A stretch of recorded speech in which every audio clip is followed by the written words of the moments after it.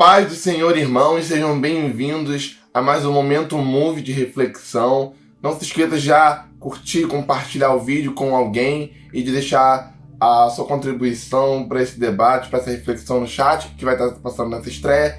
E depois você pode ter os comentários para mim para poder falar. Então, participe conosco, interaja conosco, nós estamos abertos para vocês.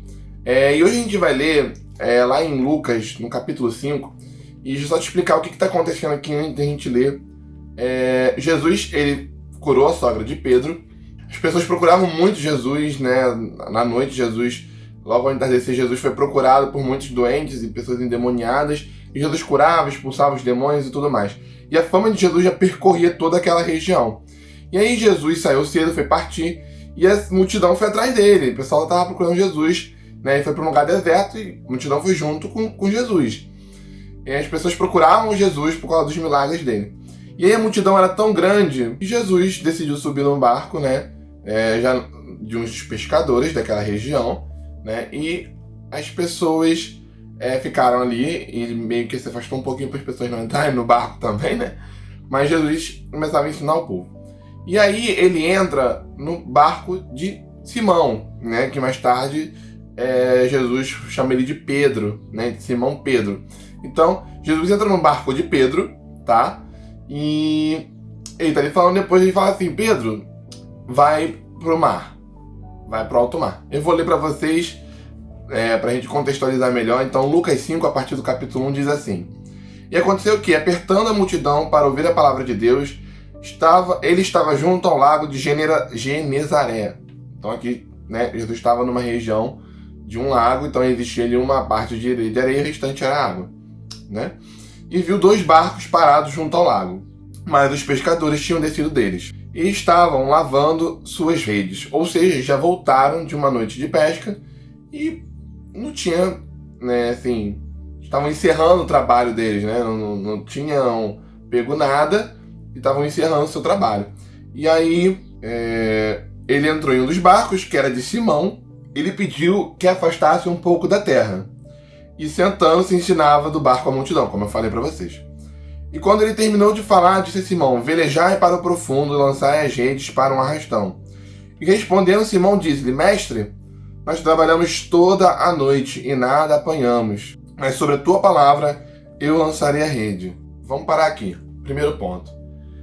Jesus estava ali ensinando do barco, então os pescadores, né, que era Pedro e seus sócios, que mais tarde a gente vai ver quem é aqui no decorrer dos versículos,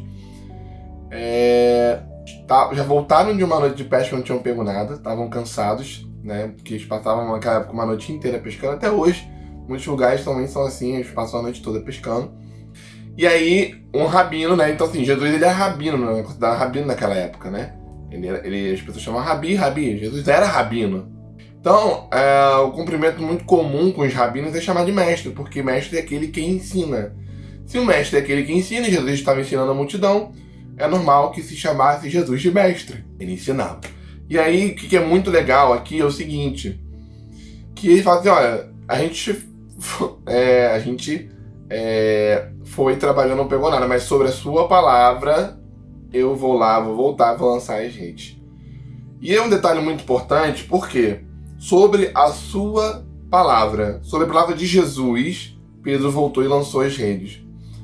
Então a gente já percebe aí de que ele teve uma obediência à palavra de um homem de Deus, né? Os rabinos, que ainda não naquela época, eram considerados homens de Deus, porque eles ensinavam sobre as escrituras, sobre os profetas. Então, né, ensinavam tudo daquela sociedade. Era uma sociedade totalmente religiosa, então eles eram considerados homens de Deus também, né? Então, Pedro voltou e lançou a rede. E aí, quando Pedro volta e lança a rede, né?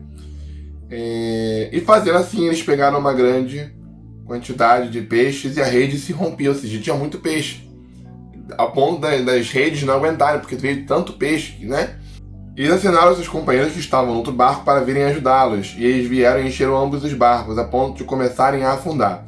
E vendo isso, Simão Pedro caiu de joelhos diante de Jesus, dizendo: Afasta-te de mim, Senhor, porque eu sou um homem pecador. Pois ele estava admirado, e todos os que estavam com ele diante do arrastão de peixe que haviam feito. E assim também estavam Tiago e João, filhos de Zebedeu, que eram sócios de Simão. E disse Jesus a Simão: não temas, de agora em diante tu pescarás homens. E levando os seus barcos para a terra, eles abandonaram tudo e o seguiam. A gente tem até uma música muito famosa, né, sobre esse Pedro, Tiago, João no barquinho, Pedro, Tiago... Então, né? Cara, é muito interessante a gente olhar aqui dois fatores. Primeiro, Pedro foi sozinho, ele obedecendo a Jesus, foi lançar o mar. E aí, quando ele viu que não dava mais para ele pegar sozinho aqueles peixes todos, ele acenou lá do mar, seus companheiros foram. Isso já era de manhã, tá? Não era de noite. Então, né, a visibilidade era boa e já era de manhã. Então, pensa comigo, os caras estavam cansados, passaram a noite pescando, voltaram pro mar para pegar muito peixe, então eles estavam mais cansados ainda. Mas eu fico imaginando, quando Jesus fala, cara, volta lá pro mar e faz de novo o arrastão, o cara fala, pô, caraca, Jesus, eu acabei de voltar e não peguei nada, como é que eu vou... Mas olha só, eu vou voltar, tá? Sobre a sua palavra, eu vou voltar. Mas eu fico pensando na cabeça dele se em nenhum momento não passou nenhuma dúvida ou se simplesmente não... Cara, será que eu vou pegar alguma coisa? O que esse cara tá mandando eu fazer? Vou fazer, mas o que será? E eu fico pensando sobre isso. Não pela questão da dúvida, mas da ansiedade de saber o que iria acontecer. Sabe? Será que agora a gente vai voltar com peixe? Porque a profissão de pescador, ele sobrevive basicamente de pescar. Quando eles voltam, né, que pegaram uma porção de peixe, Pedro chega para Jesus e fala, afasta-te de mim porque eu sou pecador. E aí ele reconhece Jesus já como alguém especial, como alguém que vem de Deus e que não é pecador. Né? Ele reconhece nesse ato que Jesus teve de realizar esse milagre da grande pesca, Pedro já reconhece que ele é pecador e que não é digno de estar perante Jesus. Só que Jesus ele veio para os doentes, ele veio para aqueles que são pecadores, ele não veio para os sãos. Né? Ele fala isso no Evangelho. Jesus fala, olha só, não temas, porque agora vocês serão pescadores de homens. Querido, Jesus nos chama para ser pescadores de homens, todos os dias. Sabe, essa posição que Pedro teve de afasta-te de mim, pois sou pecador, é a posição que todas as vezes que nós pecamos, que a gente toma. A gente afasta Jesus de nós. Mas eu não estou dizendo que Jesus se afasta da gente. Pelo contrário, é a gente quem se afasta de Jesus por essa posição igual a de Pedro. A gente se afasta dele, a gente se coloca numa posição de eu não sou digno, eu não mereço. E a gente se afasta porque a gente peca, porque a gente erra. E Jesus ele nos chama ao arrependimento. Jesus ele nos chama ao lar, né? E qual é o nosso lar? É o reino dele, é o reino dos céus.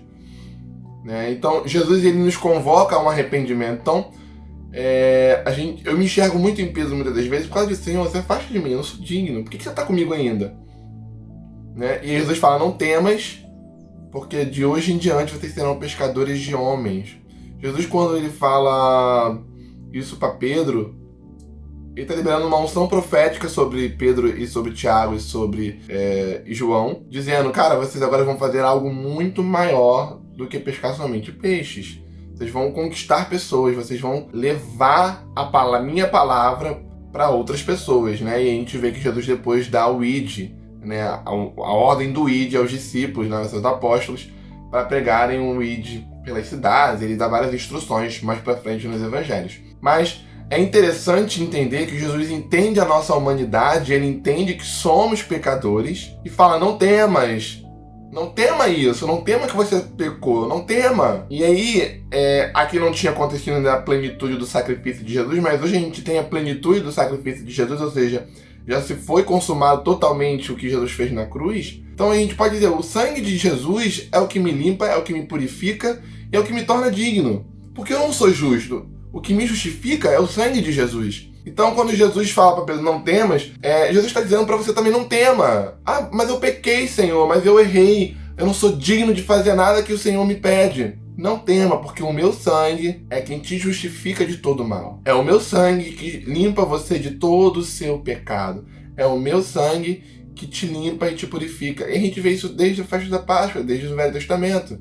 O sacrifício de animais, né, era para isso, para que o pecado estava em nós lavassem, remisse os nossos pecados. Isso já é uma ação profética ao sacrifício de Jesus, porque no Novo Testamento vai dizer que o sacrifício de Jesus já aconteceu antes da fundação do mundo.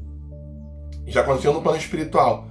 Então, Jesus veio cumprir aqui no seu plano terreno o seu sacrifício, e com isso ele dá o livre acesso, né, ao Santo dos Santos. O véu se rasga de cima para baixo, dizendo que a gente tem acesso ao Pai agora através de Jesus, porque ele mesmo vai dizer que ele é o caminho, a verdade e a vida, e ninguém vai ao Pai senão por ele.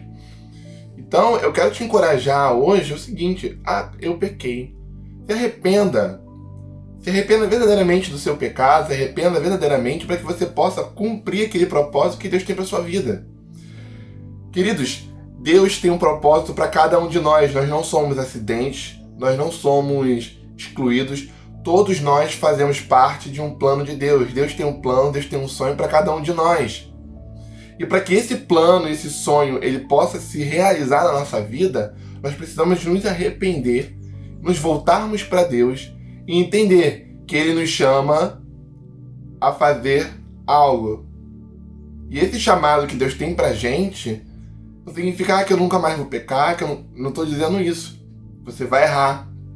Mas a diferença é que você vai se arrepender, você vai mudar de hábito, porque é um processo contínuo quando a gente se arrepende, e a gente vai mudando. O Espírito Santo vai nos enchendo, vai nos fazendo mudar, porque quando a gente crê e aceitar Jesus, nós passamos a dar um livre-arbítrio do Espírito Santo de Deus, a me convencer do meu pecado, a dizer que eu sou falho, que eu erro, e a dizer que e a mostrar que eu posso sim me arrepender e fazer aquilo que Deus tem pra mim. Então não aceite mentiras do inimigo dizendo que você não pode se arrepender, de que você é um cara que nunca vai ter jeito, de que você é uma pessoa que sempre vai errar e você não é digno, porque são essas mentiras que fazem com que a gente se afaste da presença do Pai. E não é isso que Deus tem pra gente. Deus nos chama hoje: vocês serão pescadores de homens. O ide por todo mundo e pregar o evangelho é para todo mundo. Não é para o pastor, não é para o evangelista, é para todo mundo. Agora, a forma como a gente vai fazer isso, eu não sei. Sabe, hoje a gente tem milhões de estratégias. Hoje a internet, por exemplo, é um campo missionário, né? Então você pode fazer missões dentro da sua casa através das suas redes sociais. Você pode compartilhar um conteúdo da sua igreja, compartilhar um conteúdo até mesmo seu, falando sobre as coisas de Deus, sobre aquilo que Deus tem falado com você. Então não se limite e não se prenda ao seu pecado. Não estou falando que você tem que sair pecando, não é isso que eu estou falando. O que eu estou querendo dizer é o seguinte: não deixe o inimigo te aprisionar dentro de algo que Jesus já te libertou. Jesus já morreu na cruz do Calvário para que você tivesse pleno acesso às coisas de Deus, às coisas dos céus, ao reino dos céus. Não invalide o sacrifício de Jesus na cruz e nem dê ouvidos a mentiras que tentam invalidar. Porque essas mentiras, elas vêm para que a gente não entenda da totalidade do sacrifício de Jesus, para que a gente não seja liberto dessas mentiras, para que a gente não entenda e para que a gente não cumpra o que Deus tem para nós. Deus tem um plano para cada um de nós. Deus tem um sonho para cada um de nós.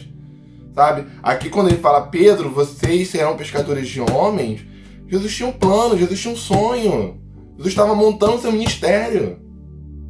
E eles largaram tudo e seguiram a Jesus. Ou seja, eles abriram mão daquilo que eles tinham para seguir um homem, para seguir Jesus. Claro que Jesus não era apenas homem, ele era o Filho de Deus, o Filho do homem, né?